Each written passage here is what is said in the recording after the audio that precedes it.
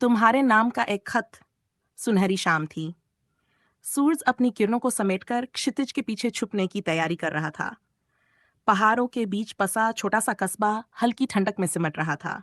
नेहा अपनी पसंदीदा चाय की दुकान पर बैठी थी, हाथ में एक पुराना खत लिए, जिसे पढ़ते ही उसकी आंखें नम हो गईं। उस खत के शब्द आज भी उसके दिल में बसे थे। नेहा, जब भी ठंडी हवा तुम्हारे गालों को छूकर गुजरे, समझ लेना कि मैं तुम्हारे करीब हूँ। जब बारिश की पहली बूंद तुम्हारे हाथ पर गिरे, समझ लेना कि मेरा प्यार हमेशा तुम्हारे साथ है। मैं तुमसे बेनता मोहब्बत करता हूँ, और इस दुनिया में अगर कोई सबसे खूबसूरत चीज है तो वो तुम्हारी हंसी है। तुम्हारा आरव। ये खत आरव ने नेहा को तब लिखा था जब वह उसे छोड़कर शहर चला गया था। नेहा और आरव बचपन के दोस्त थे। स्कूल के दिनों से ही उनकी दोस्ती प्यार में बदल गई थी, लेकिन किस्मत को कुछ और ही मंजूर था।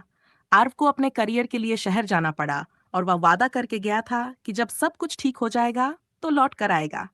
लेकिन सालों बीत गए, न आरव आया और न ही उसकी कोई खबर। नेहा ने उसे ढूंढने की बहुत कोशिश की, पर कोई फायदा नहीं हुआ। फिर भी हर रोज वह इसी चाय की दुकान पर आकर बैठती और उसका इंतजार करती। आज भी नेहा सोचों में डूबी थी कि तभी किसी ने पीछे से उसे पुकारा, नेहा। वह चौंक कर पीछे मुड़ी। सामने वही जाना पहचाना चेहरा था, आरव। आंखों में वही पुरानी मोहब्बत, वही गहराई। वक्त ने उसे बदल तो दिया था, पर उसकी आंखों की चमक अब भी वही थी। तुम्हें पता है, मैं हमेशा लौटना चाहता था, लेकिन हालात ने मुझे रोक लिया। मगर आज मैं वापस आ गया हूँ, सिर्फ तुम्हारे लिए। क्या तुम अब भी मुझसे प्यार करती हो? नेहा की आंखों से आंसू बह निकले। बिना कुछ कहे उसने आर्व का हाथ थाम लिया। ठंडी हवा फिर से चलने लगी थी, जैसे उनके प्यार की कहानी को नया मोड़ देने आई हो।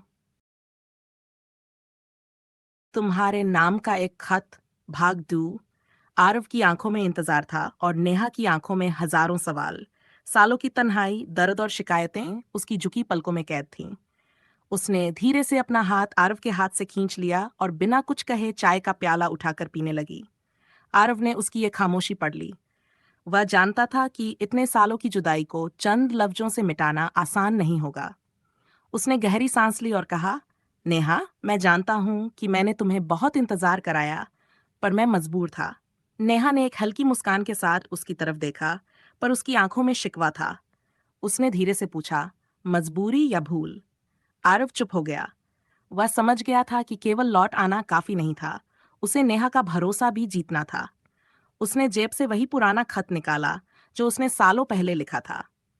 मैंने सोचा था कि जब लौटूंगा तो तुम्हें यह खत फिर से दूंगा, लेकिन शायद अब इसके शब्दों की कोई अहमियत नहीं बची।